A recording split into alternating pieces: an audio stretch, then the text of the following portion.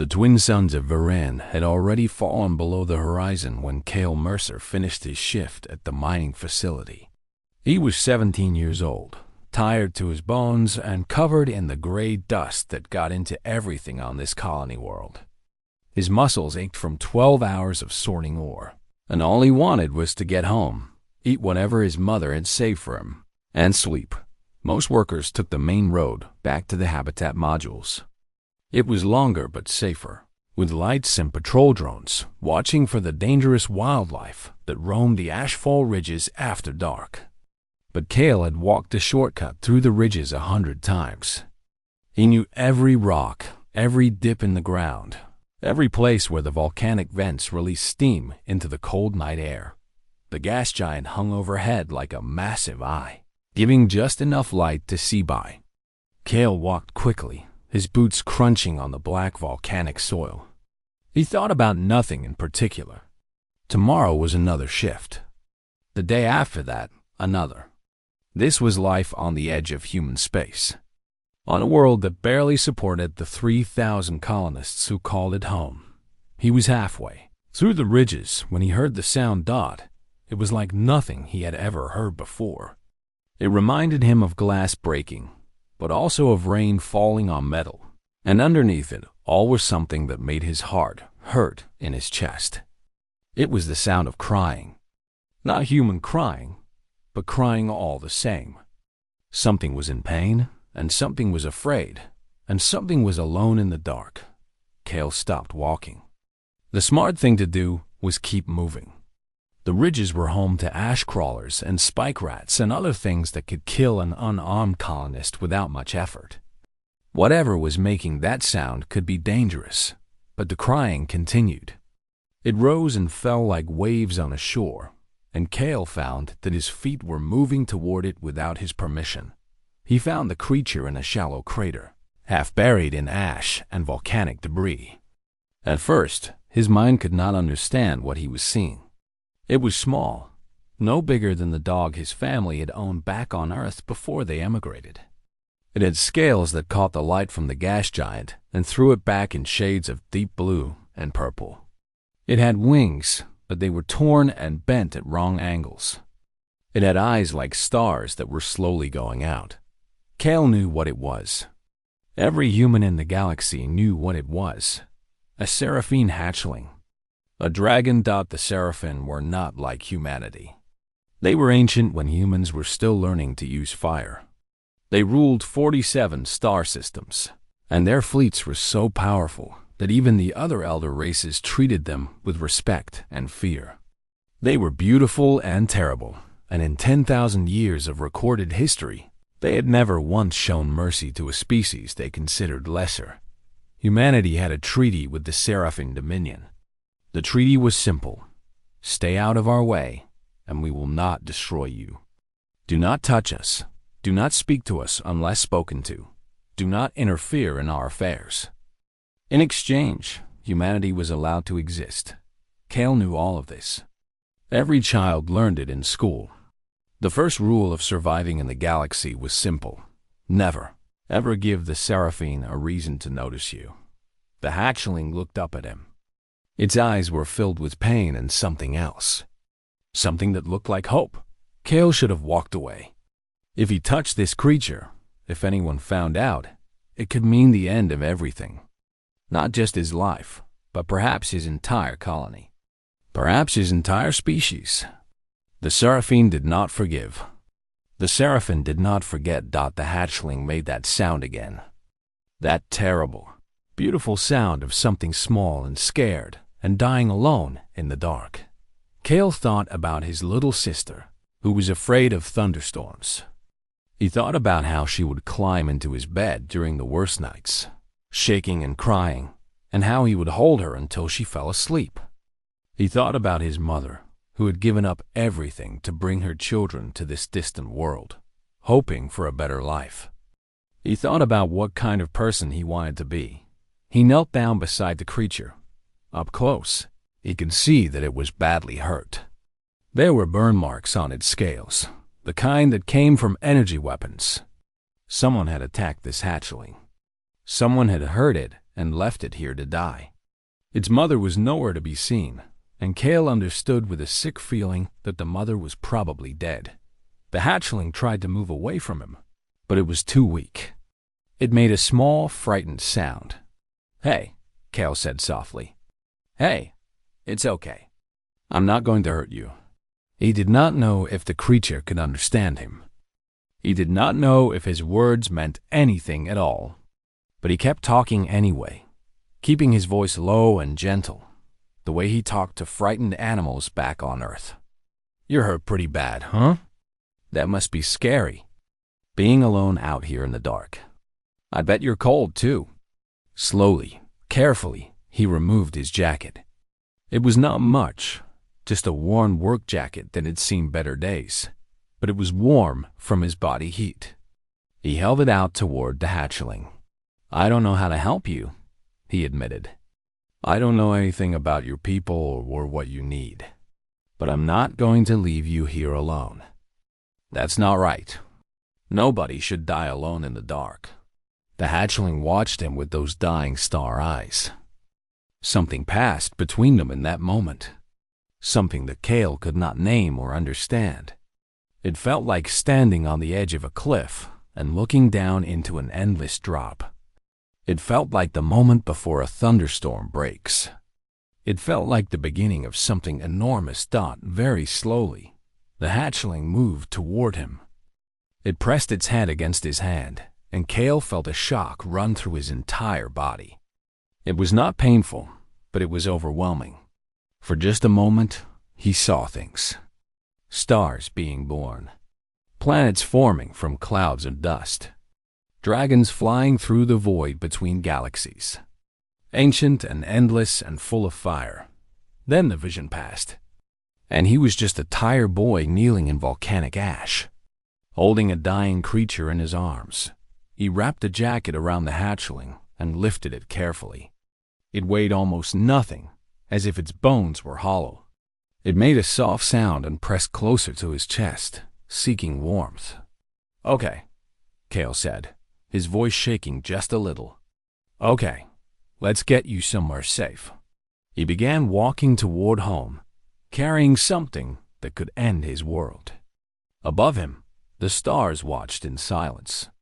And somewhere in the depths of space, ancient powers began to turn their attention toward a small colony world on the edge of human space. Something had happened in the ashful ridges, something that would change everything. But Kale did not know that yet. He only knew that something was crying in the dark, and he had chosen to answer. Kale's mother was waiting at the door when he arrived. Dr. Sarah Mercer had spent 20 years studying alien species that humanity would never be allowed to approach. She had written papers about creatures she had only seen in recordings. She had dreamed of one day making contact with the elder races, of learning their secrets, of building bridges between worlds. When she saw what her son was carrying, all the color drained from her face. "Kale," she whispered, "what have you done?" He pushed past her into the small habitat module that served as their home. His little sister Maya was already asleep in the back room, and he was grateful for that. He laid the hatchling down on the kitchen table, and in the harsh artificial light, he could see just how badly it was injured.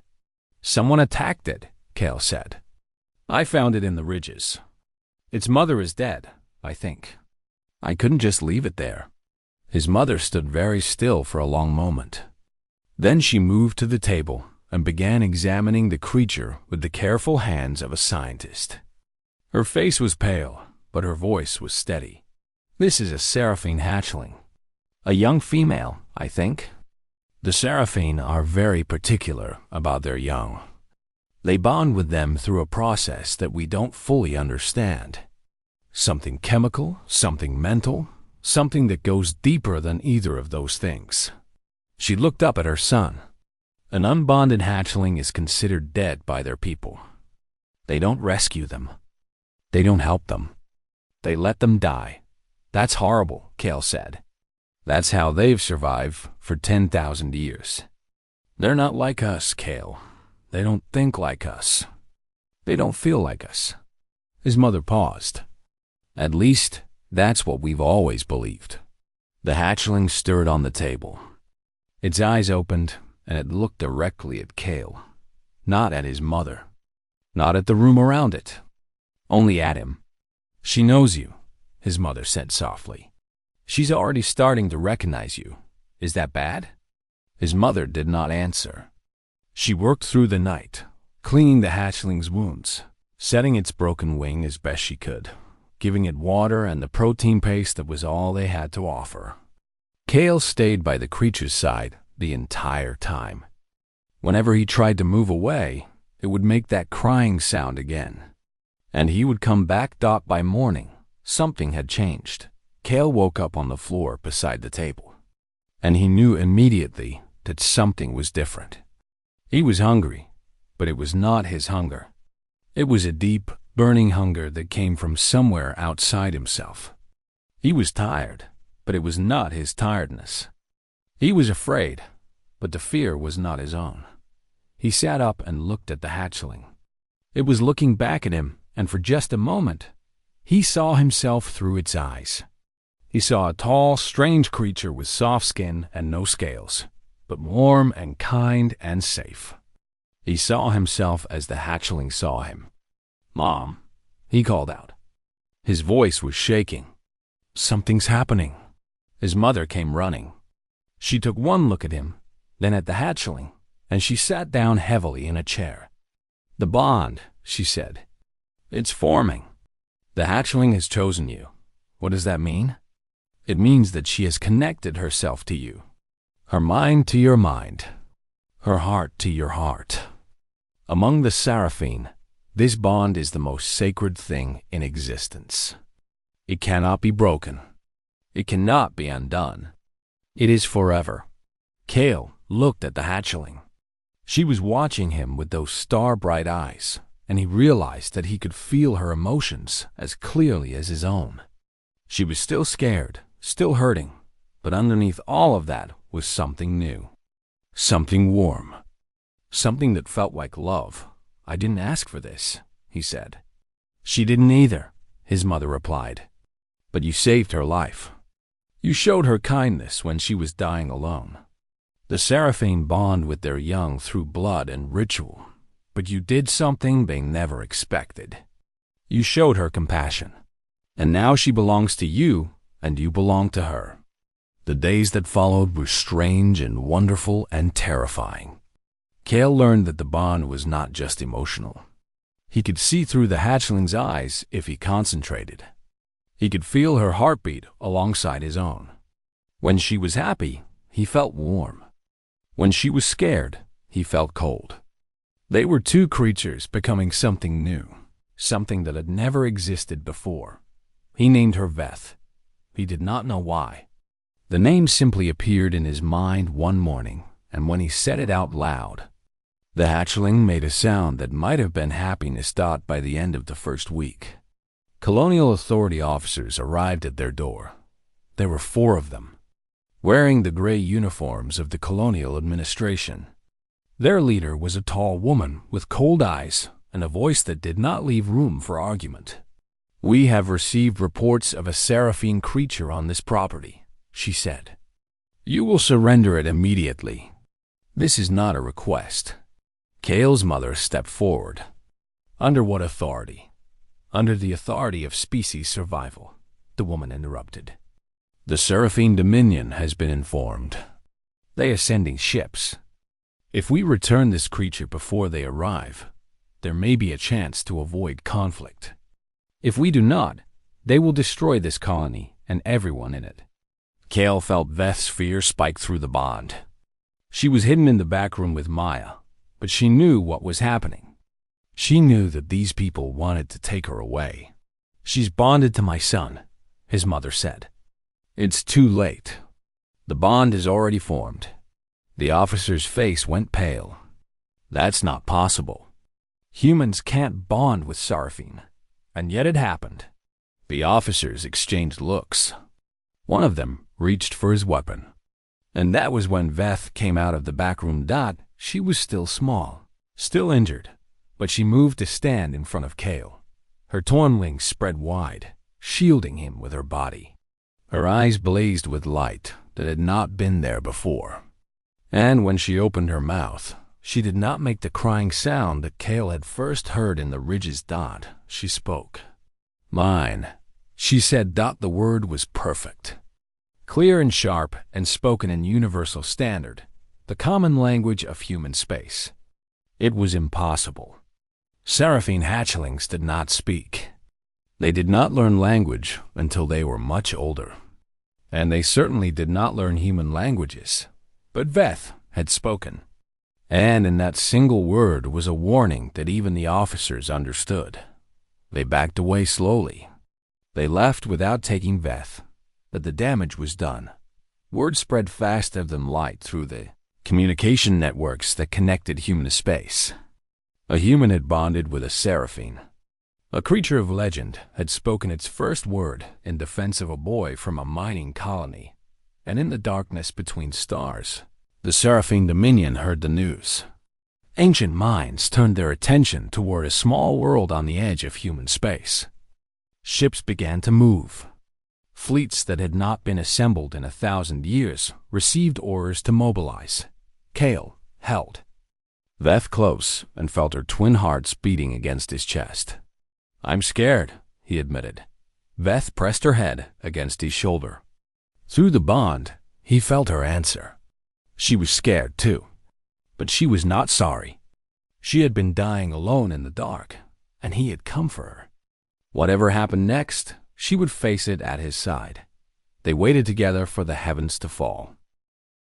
3 days after Veth spoke her first word, the sky above Varan IV turned to fire. The Seraphine Armada arrived without warning. One moment the stars were clear and cold. The next moment, ships filled the darkness above the colony world. There were hundreds of them, perhaps thousands. They were not like human ships, built from metal and powered by engines. They were grown from living crystal, vast and beautiful and terrible, each one glowing with inner light like captured stars. Kale stood outside the habitat module and watched them come. Veth was beside him, her wing pressed against his leg. Through the bond, he could feel her recognition. She knew those ships. She knew what they meant. "They're going to kill us," Maya said.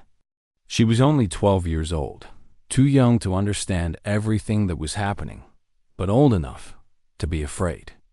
"They're going to kill everyone." Their mother gathered both children close. "We don't know that yet. We don't know what they want." But everyone knew what the Seraphim wanted when they sent their fleets. The history books were full of species that had angered the Dragon Lords. None of those species existed anymore. The colonial governor sent a message to humanity's home fleet. The response came back 12 hours later. The fleet was too far away. They could not arrive in time. They were sorry. Humanity could not save Varan IV. 3,000 colonists were going to die because a boy had shown kindness to a dying creature. But the Seraphine did not attack. The fleet held its position above the planet.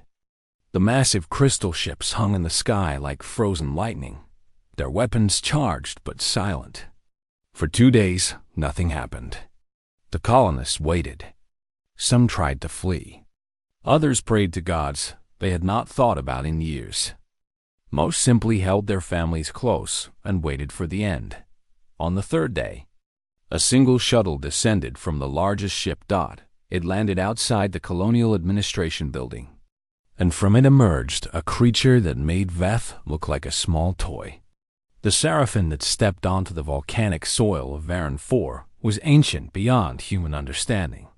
Her scales were the color of old gold, and her eyes held the weight of 10,000 years. She was so large the building seemed small beside her.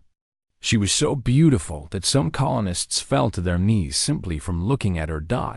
This was Kalith the Undying, the matriarch of the Seraphine Dominion, the oldest living dragon in the known galaxy. She had not left her throne world in 300 years.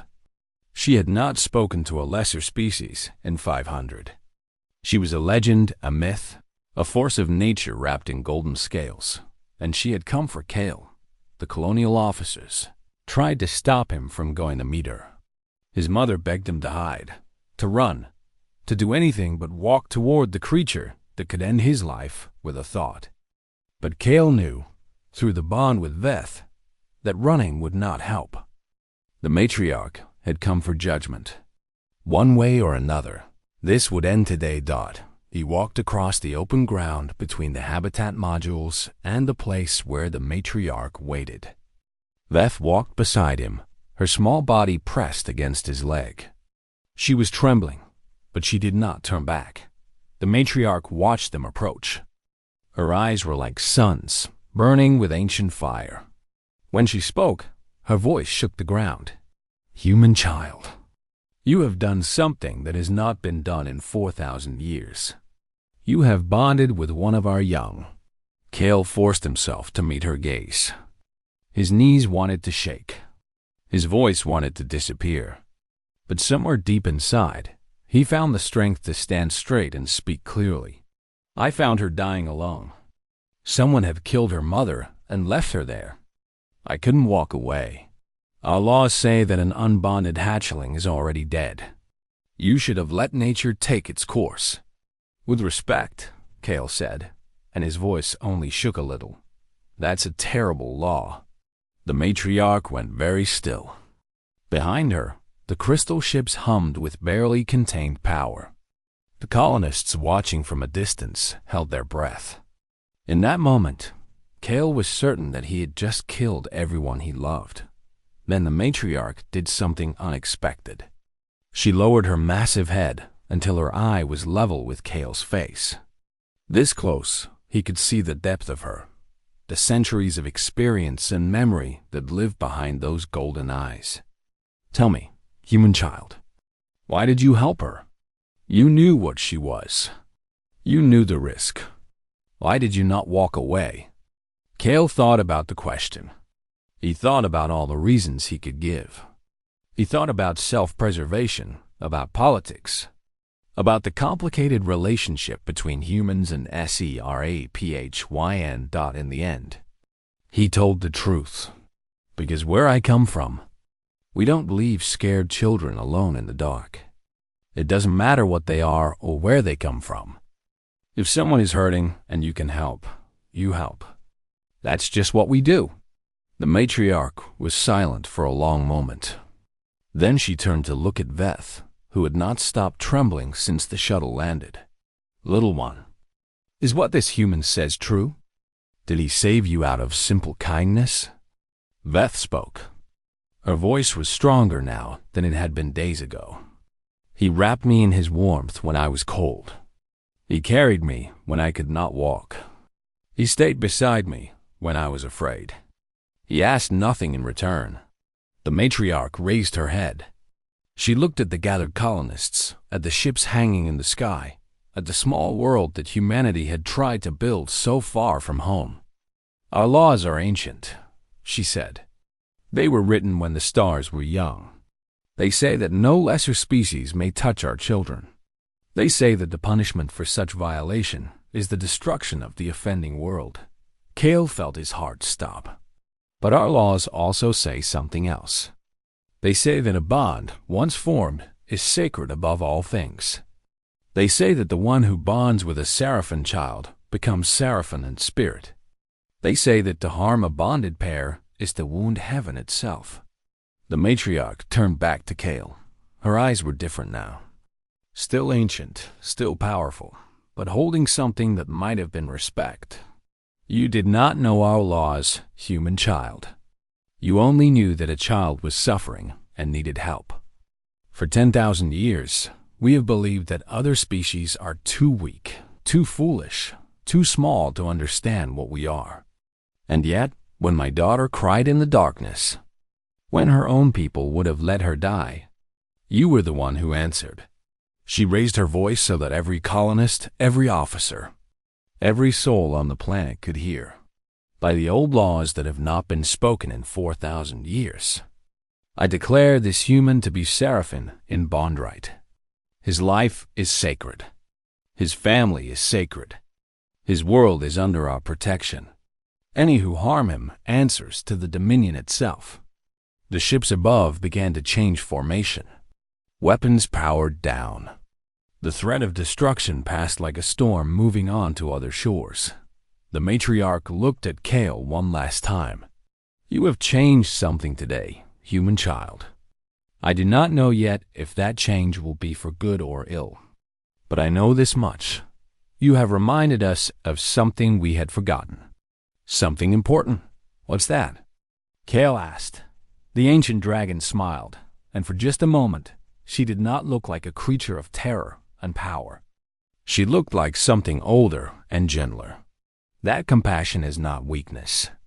It is the rarest strength of all. She returned to her shuttle. The fleet departed, and Kale stood in the volcanic ash of his home world, holding a dragon who had chosen him, and wondered what would happen next. The heavens had not destroyed them, but they had not forgotten them either. Something new had begun, and Kale could feel it in his bones. His life would never be the same. 1 year had passed since a tired boy found a crying creature in the volcanic ash of a distant world. The galaxy had changed. Humanity was no longer the small, frightened species that lived on the edges of civilized space, hoping not to be noticed by the elder races. They were no longer the people who bowed their heads and accepted whatever scraps the powerful chose to throw them. The story of Kale Mercer had spread to every corner of known space, carried by trade ships and news broadcasts and the whispers of those who had seen the impossible happen. A human had bonded with a dragon. A boy from a mining colony had stood before the matriarch of the Seraphine and refused to be afraid. He had spoken of compassion as strength, of kindness as duty, of the simple human belief that no one should suffer alone in the dark. And the dragons had listened. The Seraphine Dominion opened its borders for the first time in 3,000 years. Not because of treaties or politics or trade agreements. Because Veth demanded it. She had grown beyond anything Kale could have imagined. She was the size of a warship now, her wings spanning kilometers when she unfurled them in the vacuum of space. Her scales had settled into their final color, a deep purple that seemed to hold entire galaxies within its depths. Her eyes burned with the fire of a first flame, bright enough to be seen across solar systems. But when she spoke to Kale, her voice was still the voice of the scared hatchling he had found in the ridges. That part of her would never change. They stood together on the bridge of a living ship, grown from Veth's own scales. The ship was vast, a dragon in its own right, capable of crossing between stars in the time it took to draw breath. Through its hull, Kale could see the fleet that had assembled behind them. Seraphine ships flew alongside human vessels. It was the first time in history that such a thing had happened. Dragon and human, together, setting course for the Keth Syndicate's home systems. They were not going for conquest. They were going for justice. The Syndicate had thought they could kill a first flame and face no consequences. They had thought that humanity was too weak to matter, and the Seraphine too proud to care about what happened to a single hatchling. They had been wrong on both counts. Are you nervous? Veth asked through the bond. Kale looked out at the stars. He thought about everything that had happened since that night in the Ashfall Ridges. He thought about his mother and sister, safe now on a world protected by dragon fire. He thought about the colonists of Varen 4, who had gone from fearing extinction to celebrating their place in galactic history. He thought about all the humans in Seraphine who had come together because of what he and Veth had shown them was possible. A little, he admitted. But I'm not scared. Not anymore. Veth's presence wrapped around him like warm wings. I was dead, she said. My own people would have let me die. You gave me life. You gave me purpose. You gave me something that the Seraphine had forgotten how to feel. What's that? Hope. The fleet jumped to faster than light. Stars blurred into lines of light, and the space between systems folded like cloth. Kale felt the power of it through his bond with Veth. the raw energy of a universe bending to their will. When they arrived in Syndicate space, they found a welcoming committee. Keth warships had gathered to defend their masters. Thousands of vessels armed with the most advanced weapons that criminal wealth could buy. It was a force that could have destroyed most fleets in the galaxy. It was not enough. Veth led the charge. She flew through the void like a living flame, her wings cutting through the darkness. Where she passed, Syndicate ships broke apart, their hulls no match for dragon fire and dragon strength. Kale guided their ship beside her, human pilots and Seraphine warriors working together as if they had been doing so for centuries. The battle lasted 3 hours. When it was over, the Syndicate's fleet was scattered wreckage, and their leaders were facing judgment before both human and Seraphine courts. But that was not why the galaxy remembered this day. The galaxy remembered because of what happened after the battle. When Veth and Kale stood before the combined council of elder races, the calculators were there, beings of pure mathematics who had never acknowledged humanity as worthy of attention. The Woven were there, creatures of light and sound who considered most species too primitive to communicate with. The Silent Choir was there, ancient minds that had not spoken to anyone in millennia. They had come to witness what the human and his dragon would say. Veth spoke first. Her voice carried across the council chamber like thunder. For 10,000 years, the Seraphim believed we were alone in our greatness. We believed that other species were beneath us, unworthy of our attention, too small and brief to matter. We were wrong. She lowered her head toward Kale, and the gesture was one of respect between equals. This human taught me something that all the wisdom of my people had forgotten. He taught me that true strength is not measured in fire or scales or the number of worlds you control. True strength is measured in the choice you make when you find something small and scared and dying in the dark. Kale stepped forward. He was still just a young man, not yet 20 years old, standing before beings who had lived longer than human civilization. But he did not bow. He did not look away. Humanity doesn't have fleets that can destroy planets, he said. We don't have technology that can reshape matter or minds that can cross between stars. We're small and young and sometimes foolish. But we have something that you forgot somewhere along the way. He looked at each of the elder races in turn. We still remember what it feels like to be afraid. We still remember what it means to be alone. And because we remember, we help each other. We reach out to those who are suffering, even when it's dangerous, even when it doesn't make sense. That's not weakness. That's what makes us human. The council was silent for a long moment. Then the matriarch of the Seraphim spoke. Let it be recorded in the histories of all peoples that on this day, humanity was recognized as an elder race, not because of their power, not because of their technology, but because they remembered what the rest of us forgot. They remembered how to be kind. The other elder races did not object. Years later, when human children asked why the dragons called them little siblings, their parents told them the story of Kale and Veth. They told them about a boy who heard crying in the dark and chose to answer. They told them about a dragon who learned to hope. They told them about the night when compassion changed the galaxy forever. The Seraphim had ruled through fire and fear for 10,000 years. Humanity would stand beside them for 10,000 more, teaching them something far more powerful. Kindness. Kale Mercer lived for many years after that day. He traveled between stars with Veth at his side, a bridge between species who had once been strangers. He saw wonders that no human had ever seen before.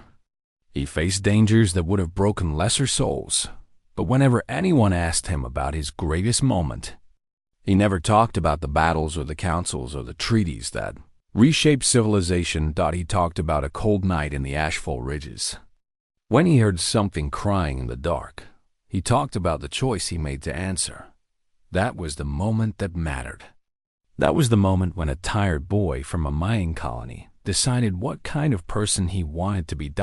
And by dawn, the heavens knew his name. The declaration of the matriarch did not bring peace. It brought chaos. Among the Seraphim, there were many who did not accept what had happened. The purists were the loudest. They believed that the bloodlines of the Dragon Lords must remain pure, that allowing a human to bond with a hatchling was a contamination that would weaken their entire species. They demanded that both Kale and Veth be destroyed, regardless of what the old law said. The pragmatists saw things differently.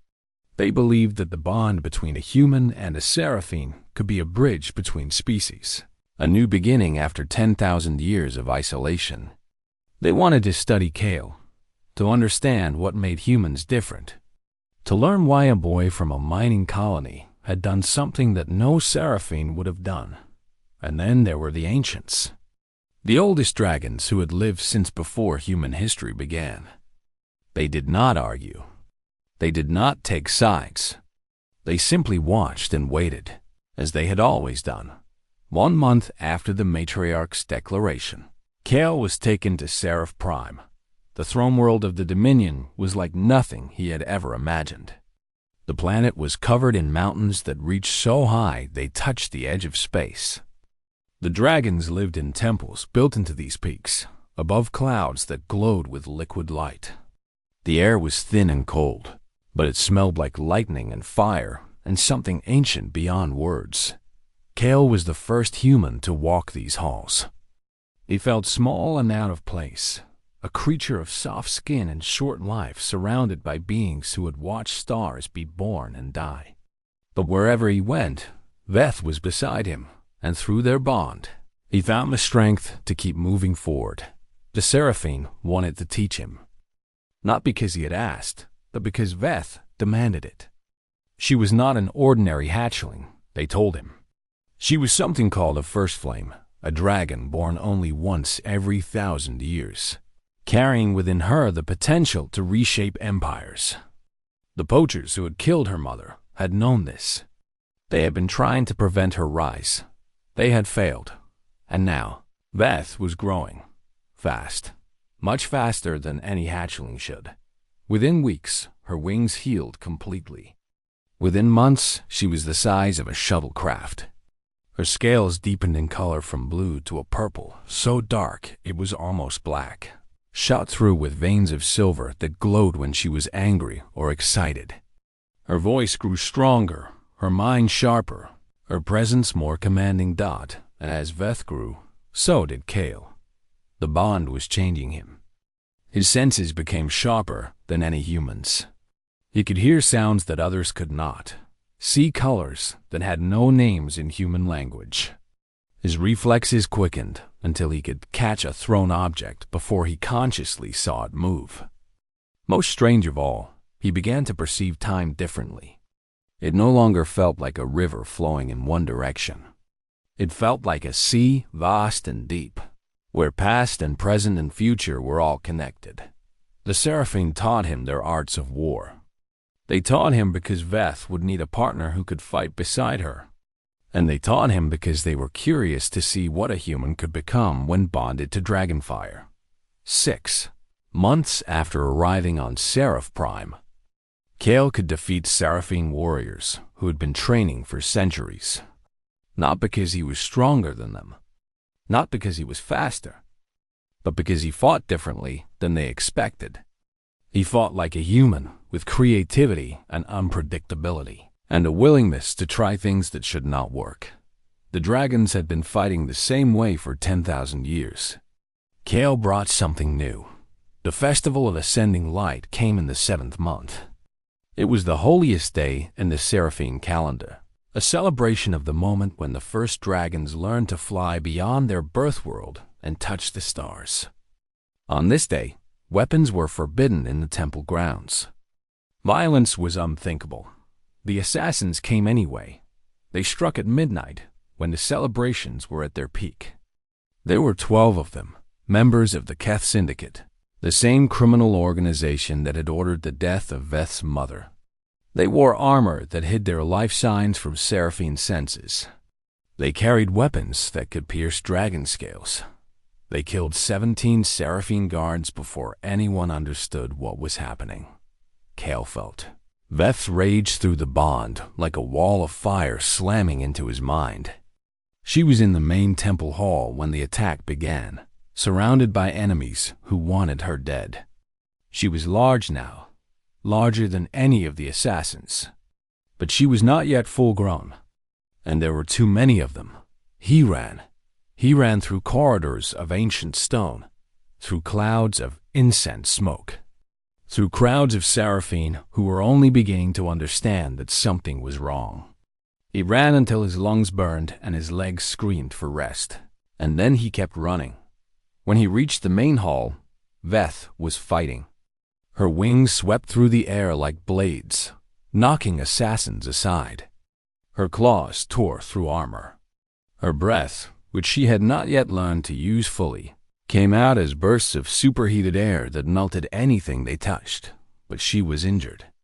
2 of the assassins had gotten close enough to hurt her, and silver blood ran down her side. Cale did not think. He did not plan. He simply moved. He had brought his mining pickaxe with him from Varen 4. It was the only thing he had refused to surrender when he left home. The Seraphine had laughed at it, this primitive tool from a primitive world. But Cale had kept it anyway, because it reminded him of who he was and where he came from. Now he swung it at the nearest assassin. The Keth operative did not expect a human to attack.